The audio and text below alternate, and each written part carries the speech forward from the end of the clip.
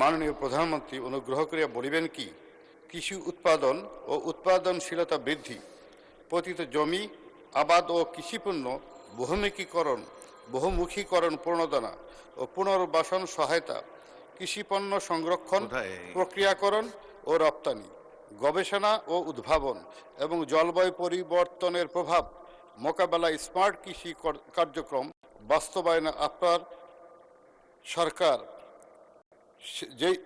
যেই সকল পরিকল্পনা গ্রহণ করিয়াছেন তাহা কি? ধন্যবাদ মাননীয় সদস্য। তারকা চিহ্নিত প্রশ্ন 18 সংসদে উত্থাপিত হলো। মাননীয় প্রধানমন্ত্রী। বিসমিল্লাহির রহমানির রহিম। মাননীয় স্পিকার, মাননীয় সংসদ সদস্য, আপনাদেরকে ধন্যবাদ।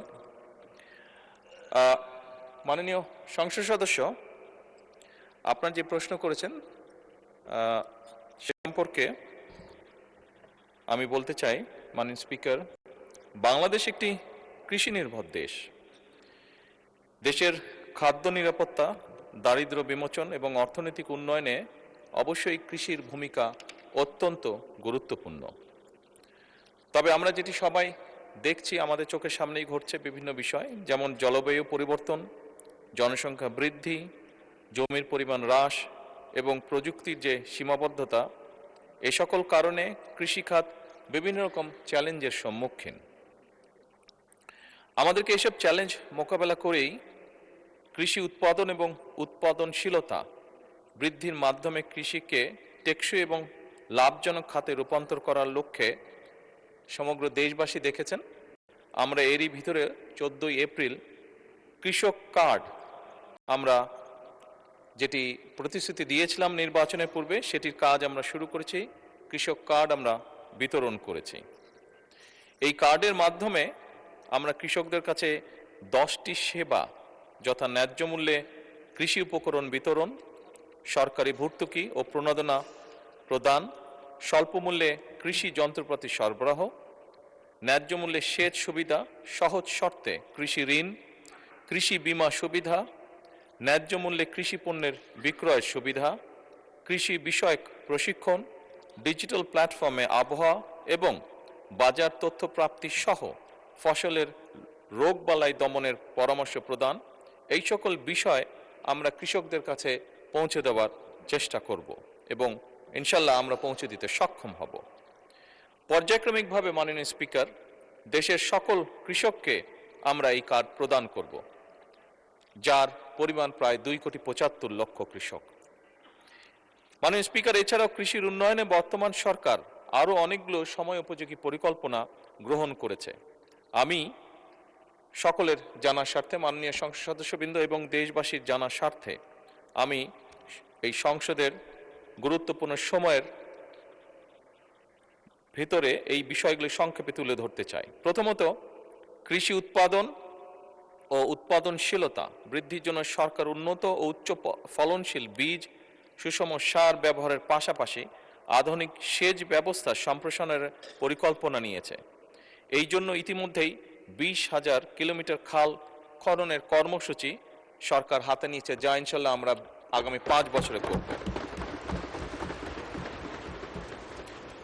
কৃষি যন্ত্র কিরণের ভর্তুকি প্রদান করে ট্রাক্টর, হারভেস্টার, রিপার সহ বিভিন্ন যন্ত্রপাতি কৃষকদের কাছে সহজলভ্য করার পরিকল্পনা বর্তমান সরকারের রয়েছে। মাননীয় স্পিকার, পতিত জমি আবাদের আওতায় আনা এবং জমির সর্বোত্তম ব্যবহার নিশ্চিত করার জন্য ক্রপ জোনিং পদ্ধতি চালু করা হয়েছে। এর মাধ্যমে নির্দিষ্ট অঞ্চলের মাটি, আবহাওয়া ও পরিবেশ উপযোগী ফসল নির্ধারণ করা হয়। তার ফলে জমির অপচয় কমে এবং ফসলের উৎপাদন বৃদ্ধি পায়। একই সাথে পতিত জমি চিহ্নিত করে সেগুলিকে আবাদের আওতায় আনার জন্য বিভিন্ন কর্মসূচি গ্রহণ করা হয়েছে, যেমন খাল খনন কর্মসূচির মাধ্যমে ভূ-উপরিস্থ পানির ব্যবহার বৃদ্ধির মাধ্যমে পতিত জমি কৃষির আওতায় আনার উদ্যোগ গ্রহণ করা হয়েছে। মাননীয় স্পিকার, এছাড়াও সিলেট অঞ্চলে পতিত জমি সহ চরাঞ্চলের পতিত জমি চাষাবাদের আওতায় আনার জন্য বিশেষ প্রকল্পের মাধ্যমে ব্যবস্থা গ্রহণ করা হচ্ছে।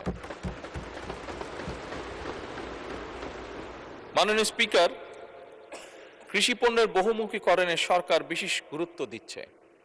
একসময় ধান নির্ভর কৃষি ব্যবস্থা এখন ধীরে ধীরে ফল, সবজি, ডাল, তেল, বীজ, মশলা, ফুল চাষ খাতে সম্প্রসারণ করার জন্য সরকার বিভিন্ন ব্যবস্থা গ্রহণ করছে। মাননীয় স্পিকার, কৃষকদের জন্য প্রণোদনা ও সহায়তা কার্যক্রম স্বচ্ছ ও জবাবদিহিমূলক করার জন্য কৃষক কার্ডের মাধ্যমে কৃষকদের বীজ, সার, কৃষিযন্ত্র ক্রয় সহ বিভিন্ন খাতে ভর্তুকি প্রদান করা হবে ইনশাল্লাহ।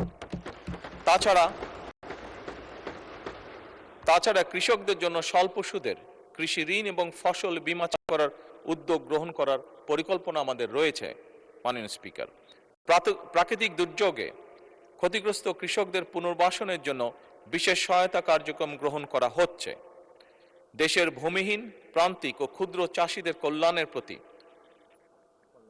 কল্যাণে প্রতি অর্থ বছর কৃষি মন্ত্রণালয়ের বাজেটের কৃষি পুনর্বাসন সহায়তা খাতে অর্থ বরাদ্দ প্রদান করা হয়।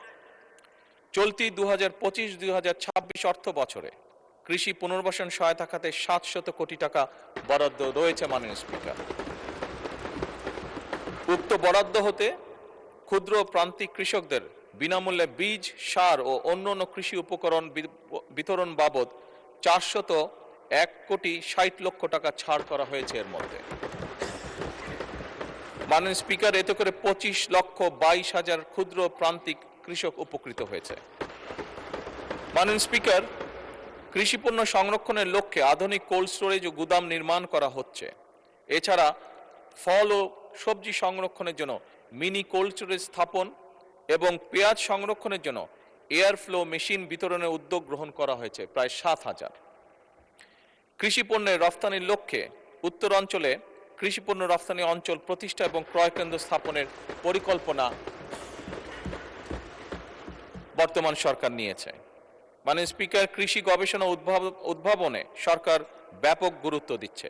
বিভিন্ন গবেষণা প্রতিষ্ঠান যেমন বাংলাদেশ কৃষি গবেষণা ইনস্টিটিউট বারি, বাংলাদেশ ধান গবেষণা ইনস্টিটিউট ব্রি, বাংলাদেশ পরমাণু কৃষি গবেষণা ইনস্টিটিউট বিনা, এই সকলের মাধ্যমে অধিক ফলনশীল, রোগ প্রতিরোধী এবং স্বল্পমেয়াদী নতুন জাতের ফসল উদ্ভাবনের উদ্যোগও সরকার গ্রহণ করছে। মাননীয় স্পিকার, বিশেষ করে জলবায়ু সহনশীল ফসল উদ্ভাবনে জোর দেওয়া হচ্ছে, যাতে করে পরিবর্তিত পরিবেশেও কৃষি উৎপাদন বজায় থাকে। মাননীয় স্পিকার, জলবায়ু পরিবর্তনের প্রভাব মোকাবেলায় ক্লাইমেট স্মার্ট কৃষি বাস্তবায়ন করার পরিকল্পনা রয়েছে বর্তমান সরকারের। লবণাক্ততা, খরা ও বন্যা সহ সহনশীল ফসল চাষ, পানি ব্যবস্থার উন্নয়ন এবং টেকসই কৃষি প্রযুক্তি ব্যবহারের মাধ্যমে কৃষিকে পরিবেশ বান্ধব করা, কম সেচ, কম রাসায়নিক সার ও কম কীটনাশক প্রয়োগের মাধ্যমে ফসল উৎপাদন, প্রিপেইড মিটার স্থাপন এবং সেচের অল্টারনেট ওয়েটিং অ্যান্ড ড্রাইং পদ্ধতির মাধ্যমে খরাপ্রবণ অঞ্চলে ভূগর্ভস্থ পানির ব্যবহার কমিয়ে পরিবেশের ভারসাম্য রক্ষা, মোবাইল অ্যাপ যেমন খামারি অ্যাপস ব্যবহার করে স্থানভিত্তিক উপযুক্ত ফসল চাষ করে সেচ, সার সহ অন্যান্য